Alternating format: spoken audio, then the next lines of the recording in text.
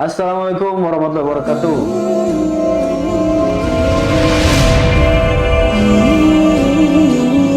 Selamat siang teman-teman semua. Gue udah ada narasumber yang dia adalah direktur program dari Golden Future Foundation. Dan di sini kita bersama Ibu Ajeng. Assalamualaikum warahmatullahi wabarakatuh. Bu Ajeng sehat? Waalaikumsalam warahmatullahi wabarakatuh. Alhamdulillah sehat, alhamdulillah. Gimana Ibu? Dari perjalanan dari mana ini? Perjalanan dari rumah ke sini. Oh iya, rumahnya sangat jauh kali Ibu ya? Jauh banget Oh, rumahnya. Ke tempat podcast. Oke. Diundang sama Hamzah. Oke. Nah, Bu, di sini podcast ini kita mau menanyakan program sekaligus pengen tahu kenapa sih kita harus ngambil program ini di berbagai negara.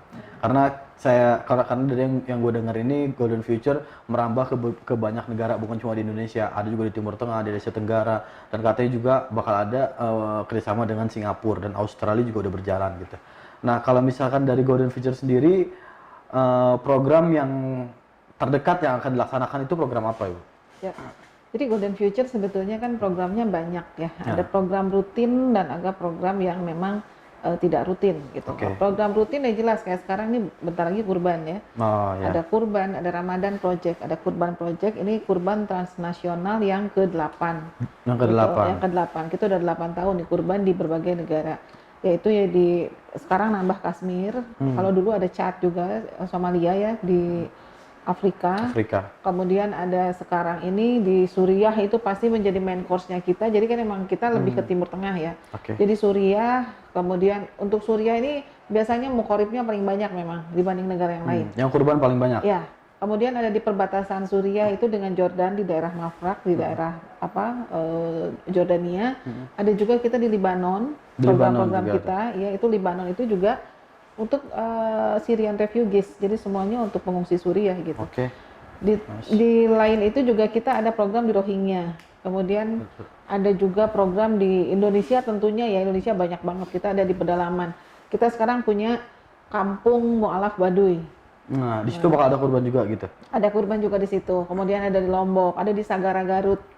Ada di Sagara Garut itu ada satu perkampungan yang entah kenapa kok kebanyakannya manula yang memang manulanya tuh terlunta-lunta gitu. Jadi rumahnya rumahnya sudah hampir rubuh, kemudian nggak ada air, dan kalaupun dari manula tuh langsung ke anak-anak gitu, herannya ya. Jadi seumuran seperti lost generation. Remajanya gitu. Nggak ada? Anak Remaja mudanya? ada ya, tapi maksudnya lebih banyak manula dan anak kecil gitu. Oke. Nah, anak kecilnya itu juga banyaknya juga memang yang nggak sehat, yang korengan segala macam itu banyak karena emang di situ masalahnya Kondisinya air. sangat membutuhkan Ya, bantuan. di situ juga kita akan buat kurban Sagara gitu. Di Indonesia tuh pedalaman selain Sagara ada Lombok, ada Rumah Kardus. Berarti ada tiga poin, tiga titik di Indonesia. Ya, ada Sagara Garut, kemudian ada pedalaman Baduy luar ya? Ya, Baduy luar. Kemudian ada kampung Rumah Kardus. Sorry, ada Pangalengan juga. Dan ada di Indonesia itu di Lombok. Di Lombok juga kita ada. Gitu. Jadi tadi kalau di transnasional ini ada 5 negara, salah satunya di Indonesia, negara kita. Terus tadi Ibu sebut ada Jordan. Jordan saat ini untuk yang kurban nggak ada. Tapi kita punya proyek di Jordan banyak. Oke. Ada dokter lintas gurun, ada sekolah lintas gurun. Emang kita lintas gurun sukanya. Gitu. Karena di sana banyak pergurunan yang ditinggali oleh refugees gitu. Terus tadi ada Ibu sebut Libanon. Libanon juga ada? Libanon itu kita alhamdulillah ini dapat tanah wakaf dari penduduk asli Libanon, penduduk asli Libanon, tapi memang dia itu tinggal di perbatasan Suriah Libanon. Jadi ada di daerah Bukit Arsal. Jadi di situ itu adalah semuanya penghuninya itu adalah masyarakat kaum Ahlus Sunnah dari Libanon yang memang mewakafkan tanahnya untuk kita bangun sekolah, gitu, madrasah lah. Madrasah itu namanya Abu Bakar As-Siddiq, itu punya Golden Future. Ada kurban juga di sana, kurban kambing? Saat ini Libanon tidak. Oh tidak. Jadi saat ini 5 negara yang diadakan oleh Golden Future untuk kurban ini ada mana aja? Ada Suriah yang pertama. Suriah ini macam-macam ya. Ada yang di Idlib, ada yang di Azaz Aleppo. Oke. Kemudian ada Rohingya. Kemudian ada Kashmir. Asia Tenggara 2 itu ya? Iya. Terus sama dua lagi, satu di Indonesia, satu lagi di Gaza apa ada? Gaza, Oh, ya, di Gaza, Palestina. Lupa, Gaza, Ah, iya. Oke. Gaza. Nah, ini berarti tadi kan di Indonesia aja udah ada 5 titik untuk pengadaan kurban. Terus di 4 negara di Suriah ada 2, di mana di Ya. Azaz dan di Di Idlib. Idlib. Di Idlib. Terus kalau di Lebanon, Libanon saat sorry, bukan di Lebanon, di mana tadi Gaza? Gaza. Ya, Di Gaza ada satu- kurban. Jadi ada kurban. selain Gaza, proyek Gaza itu kita saat ini yang proyek besarnya ya, proyek utamanya itu kalau kurban kan emang setiap tahun. Oke. Tapi proyek besarnya itu kita sekarang lagi mau membangun rumah sakit ibu dan anak di Gaza. Oh, oke. Dan alhamdulillah MOU-nya sudah kita tanda tangani dan nilai MOU-nya juga lumayan besar karena buat rumah sakit. Jadi dan memang yang sangat mengkhawatirkan itu adalah untuk ibu dan anaknya gitu. Jadi dan lebih ke persalinan Ah, dan memang untuk anak-anak. Saat ini kondisi di Gaza itu banyak anak-anak yang memang kurang perhatian. kurang layanan medis ya. Ke Suriah ini kita berangkat Selasa depan itu kita menurunkan 5 orang satu timnya, 5 orang dan itu kita akan pecah tim di dalam gitu. Kemudian untuk yang negara-negara kalau Indonesia kita juga langsung, yang di Kashmir kita Rohingya. juga kita udah punya mitra juga di sana di Kashmir gitu. Kemudian di Rohingya juga kita juga sudah punya mitra juga di Rohingya sehingga kita tinggal distribusi hewan kurbannya aja gitu. Oke, jadi Selasa besok akan berangkat ke Suriah timnya Golden Future. Apakah donasi kurban sampai hari Selasa itu ditutup bersamaan keberangkatan dari tim atau masih berjalan selama tim ada di sana? Karena kan kurban kan tanggal 30 31 Juli ya. Nah, itu bagaimana? Dan biasanya di minggu terakhir itu biasanya numpuk. Jadi emang GF ini biasanya kalau untuk kurban Suriah itu emang rata-rata itu Suriah aja belum negara yang itu sekitar 300-an gitu. Itu setiap tahunnya begitu.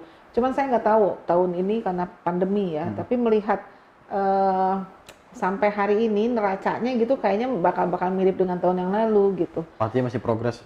Progresnya masih oke lah gitu. Progresnya masih naik karena itu kan saya bilang 108 itu kan tadi pagi. Ini saya ngecek lagi udah banyak juga yang masuk gitu ya. Mudah-mudahan bisa sampai tahun lalu seperti 200 sampai 300 ekor untuk Suriah aja. Berarti masih dibuka ya walaupun tim udah di sana berangkat dari Indonesia masih dibuka gitu ya. Masih asal jangan hari H aja. Kalau hari H pusing saya nyari kambingnya. H-1 gimana?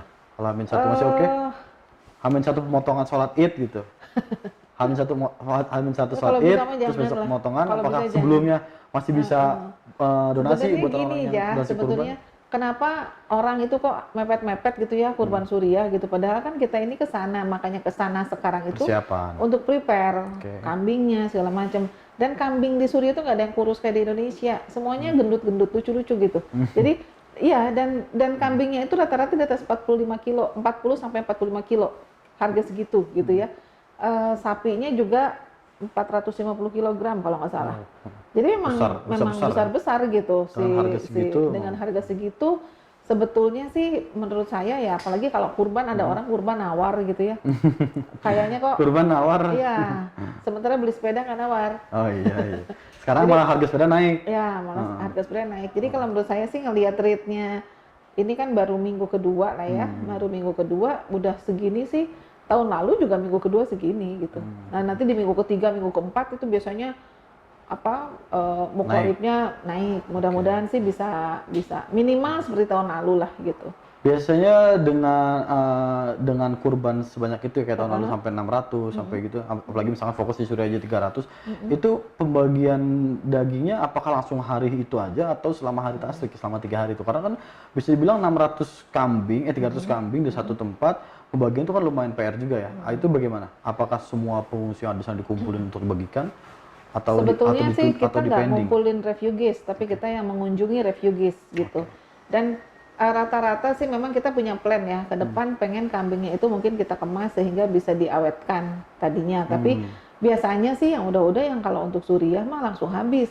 Karena jadi hari tasrik itu udah habis gitu ya? Iya, karena memang di sana banyak banget orangnya gitu. Dan orang semuanya ya memang butuh gitu ya. Ya bukan butuh sih, bisa bilang mereka nggak pernah makan daging Iya, kali dalam setahun gitu. jadi Hanya memang momen ini aja gitu. ya Jadi jadi memang semuanya langsung habis gitu biasanya kalau di dibagi di lain sana. di selain antusias mereka menyambut ibadah kurban, mereka juga karena emang nggak pernah makan kambing dalam setahun, hanya momen-momen ini aja gitu kali ya. Jadi insya Allah dalam 3 hari, dalam hari tasyrik itu dari semenjak hari sholat id sampai 3 hari itu daging dipastikan udah Iya. habis semua gitu ya. Dan pasti ini sangat, berarti setiap tahun nih program Idul Adha-nya Golden Future ini sangat dinanti dong dengan para pengungsi Suriah yang mereka Iya. notabene jarang banget makan daging gitu. Sebetulnya nggak cuma dari Suriah ya, kayak ini yang dari Baduy misalnya. Bu, Di negara ada kita yang gitu ya. mau kurban nggak gitu. Kalau Suriah mah udah pastilah gitu. Oke. Terus ada lagi yang sekarang dari Sagara gitu udah mulai japri. Rumah kardus gitu, Bu ada kurban di sini nggak gitu. Emang di negara kita juga masih banyak orang yang hidup di bawah garis kemiskinan, dan itu memang sasaran kita gitu ya. Jadi kalau misalnya GF kurban itu bukan cuma sekedar orang yang miskin gitu. Kayaknya kalau orang yang miskin di kita juga udah banyak banget, tapi kita nyari yang lebih, biasanya standar hidup kita di bawah kemiskinan. Sehingga dengan daging kurban itu mereka betul-betul menikmati bahwa oh gini ya gitu. Mereka cuma menikmati setahun sekali daging kurban gitu. Jadi emang kita adanya di Indonesia kurban pedalaman. Oke, jadi program kurban Golden Future masih sangat dibuka sampai H-1 ya. Sampai Untuk H-1. yang Suriah H-1 ya. H-1. Tapi Untuk kalau yang Indonesia, Kashmir, dari Rohingya, Gaza ada juga di nggak Gaza. bisa H-1. Oh, Gaza nggak bisa H-1. Nggak bisa, karena Gaza itu kan sebetulnya jujur kalau Gaza kita kan buka punya mitra di dalam itu kan baru tahun ini gitu, dan kita juga masih masih pendekatan ya, masih ta'arufnya masih ini juga, jadi nggak berani saya H-1. Kalau Suriah sih saya udah berani H-1 masih buka gitu. Oh, jadi dalam waktu beberapa hari tim Golden Future semua akan dibagi tugas. Ya, jadi kantornya kosong. Kantornya kosong. Semuanya pada ke daerah. Jadi kita ini dengan Golden Future ini dengan orang yang segini-segini aja, ketika tugas-tugas momentum kayak Idul Fitri, Idul Adha itu kantor kosong. Kita semua berangkat ke lokasi. Termasuk ibu-ibunya juga pergi. Golden Future hand to hand ya, dari dari kita langsung ke pengungsi tanpa pantar lagi, kecuali ke negara-negara yang kita nggak bisa masuk kayak saat ini Gaza, terus Gaza sebetulnya kemarin itu kan saya udah mau masuk itu di bulan April. Di bulan April itu udah siap semuanya, bahkan untuk program rumah sakit. Rumah sakit. Ya udah Ibu siap, anak tadi bahkan, itu ya. Ya bahkan paspor kita ini sudah tercatat di Rafah, udah masuk ke Rafah ya, di perbatasan gitu. Tapi ternyata keburu wabah. Gitu, akhirnya ditelepon. Jadi pending semua. Dipending semuanya gitu, karena memang maskapai penerbangan ke sana juga emang nggak ada, gitu. emang nggak ada maskapai yang menjalankan penerbangan kan. Kalau tadi program kurban yang sedang dalam waktu dekat akan dilaksanakan dan masih open kurban di 5 negara, buat orang-orang yang masih donasi yang mau berkurban bisa langsung hubungin mana nih? Bisa langsung menghubungi call center kita. Call centernya Golden Future. Instagramnya bisa DM. Bisa. Facebooknya? Golden Future officialnya ada. Kalau lewat akun Instagramnya ibu sendiri atau Facebook bisa juga. Boleh. Kalau untuk nomor WhatsAppnya berapa Bu untuk kurban? Misalkan. Untuk kurban sebetulnya nggak ada nomor WhatsApp sendiri ya. Bisa langsung ke call center aja. Call center. Atau misalnya yang memang keluar dari Golden Future official itu kan banyak ada. Kita sekarang punya platform namanya Amal Produktif. Amal Produktif. Ya, website. Jadi selain Instagram, di akun official fanpage kita juga ada Amal Produktif itu di website. Nah di website itu juga bisa juga untuk daftar kurban gitu. Oke, jadi mudah-mudahan program kurban Golden Future kali ini dengan adanya wabah tidak berkurang lah gitu dengan tahun lalu, atau mungkin malah lebih gitu. Atau kalau berkurang ya sedikit lah, mudah-mudahan. Jadi banyak orang-orang di sana kan yang mengharapkan daging dari program Golden Future ini, program Idul Adha ini. Nah kalau wabah begini kan sebetulnya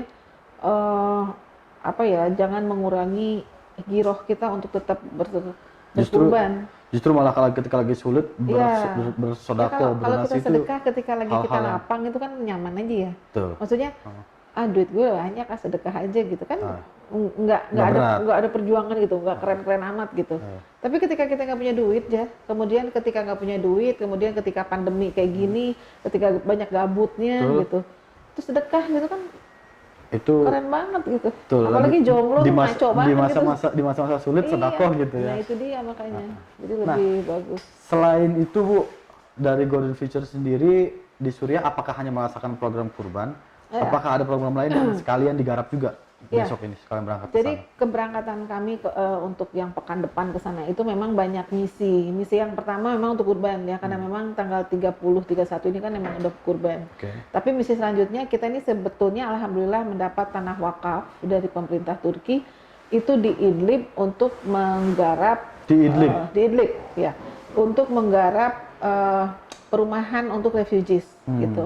Nah, perumahan ini sekarang lahannya sendiri itu udah siap 200 unit. 200 Berarti rumah. 200 unit itu 200 kakak, 200 review kakak ya. Nah, saat ini baru terisi itu bukan terisi.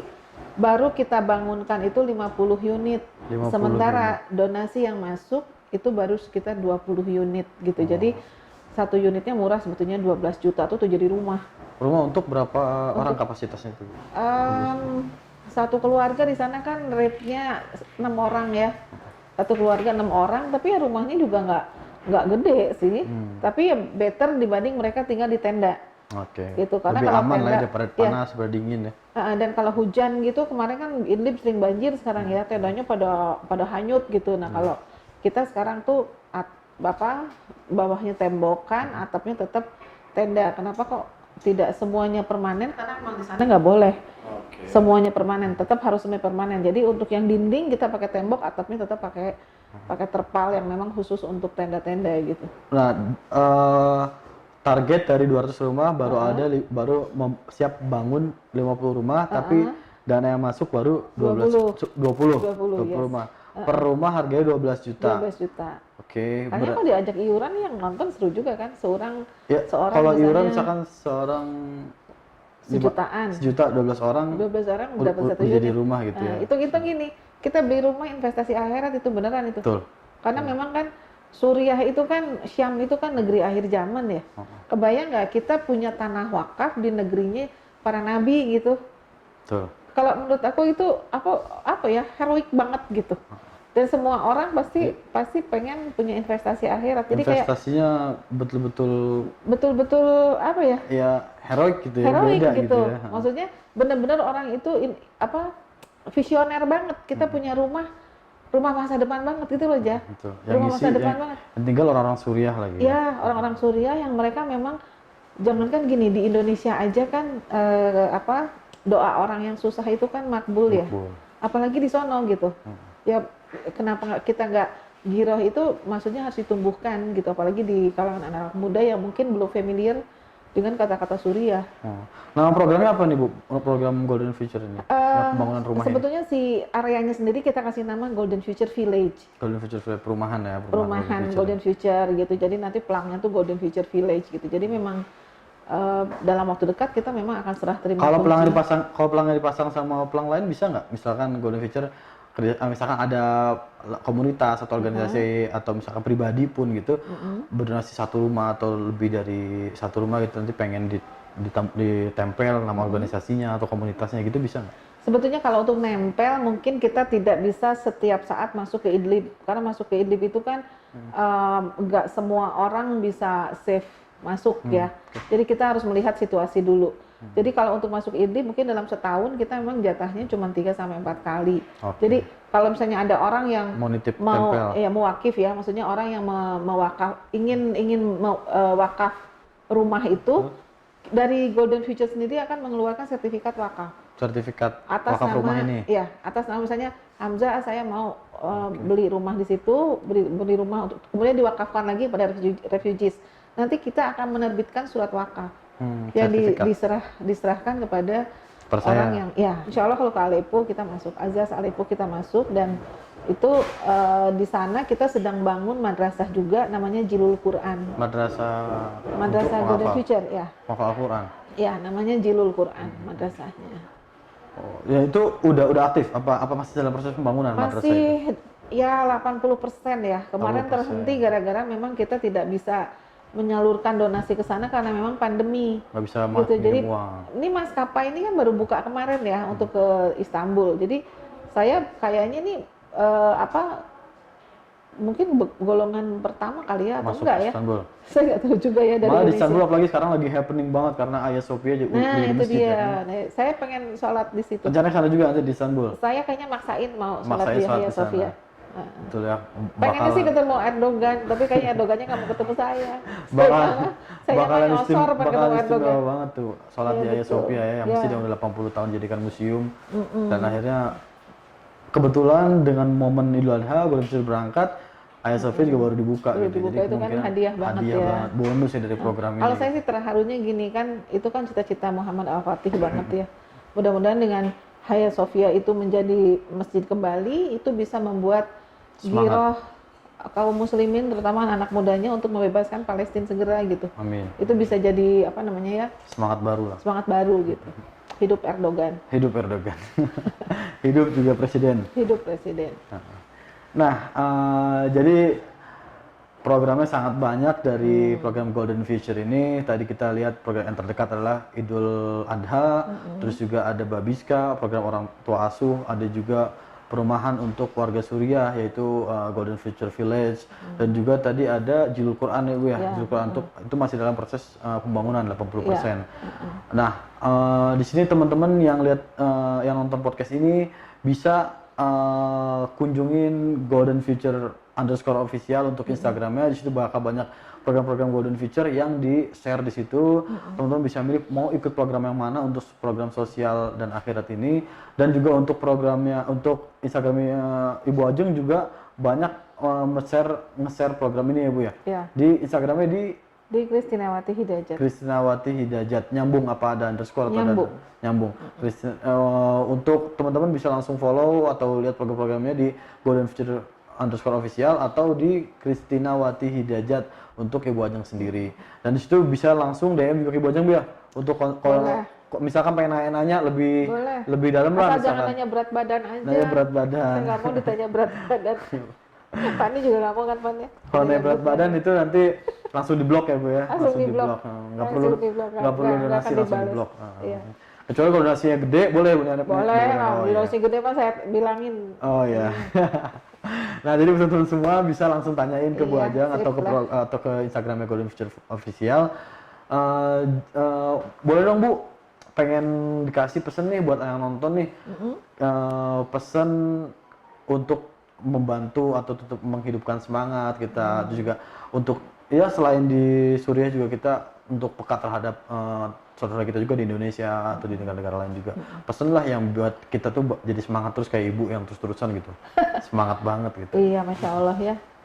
Sebetulnya kalau untuk yang para penonton ceritanya, para netizen, sebetulnya gini, kita ini di Golden Future kalau biasanya tersegmen kan ya, tersegmen. Kalau yang ibu-ibu misalnya atau yang remaja ke atas, yang perempuan, yang akhwat, itu bisa kepoin akunnya Sayap Muslimah. Sayap Muslim. Sayap Muslimah itu programnya banyak banget kalau di akun-akunnya Sayap Muslimah.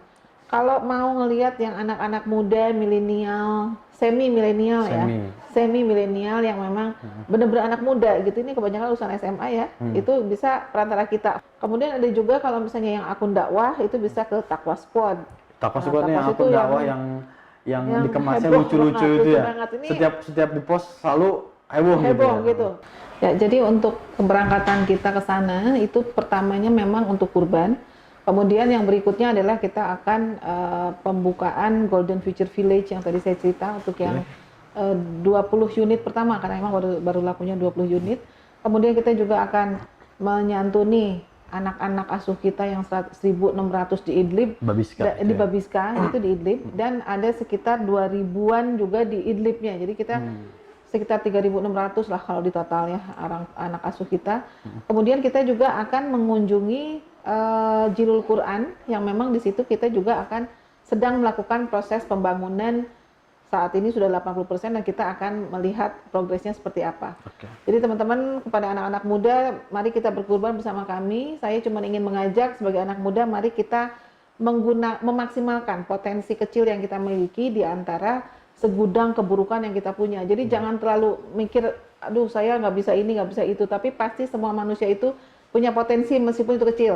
Nah yang kecil ini mau kita gedein aja supaya bisa sharing dengan para pemuda yang lain supaya bisa bergabung bersama kegiatan yang lebih memanfaatkan kemampuan kecil kita tadi. Gitu Hamzah ceritanya. Oke, makasih banget buat Iya. Bu Ajeng dan buat teman-teman yang udah nonton. Bisa kita contoh pergerakan dari Golden Future ini dan bisa juga konsultasi langsung di DM-nya Golden Future _ official atau di Instagramnya Ibu Ajeng, Kristinawati Hidayat. Terima kasih buat Ibu Ajeng udah nyempatin waktunya datang ke podcastnya kita kali ini dan mudah-mudahan programnya Golden Future jalan dengan sempurna, dengan rencana, sesuai rencana.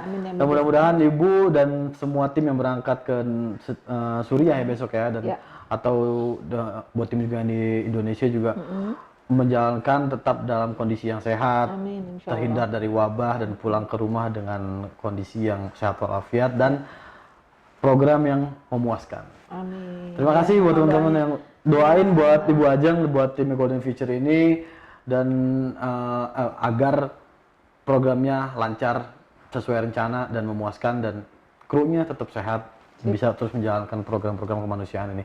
Buat teman-teman yang nonton, terima kasih banyak. Ini program podcast pertama Golden Future Foundation dan nantikan program podcast selanjutnya dengan narasumber-narasumber yang mungkin berbicara tentang sosial juga, tentang kemanusiaan atau tentang pendidikan. Dan nanti juga mungkin Ibu kalau misalkan kita minta untuk berbicara lagi, siap ya Bu ya suatu waktu gitu. Oke. Nah, jadi buat teman-teman bisa nonton ini di podcastnya di YouTube Golden Future Foundation. Nanti juga ada di akunnya Golden Future _ official. Kalau Ibu Ajeng mau ngeposting juga bisa di postingan akunnya Kristinawati Hidayat. Terima kasih teman-teman semua. Assalamualaikum warahmatullahi wabarakatuh. Waalaikumsalam warahmatullahi wabarakatuh.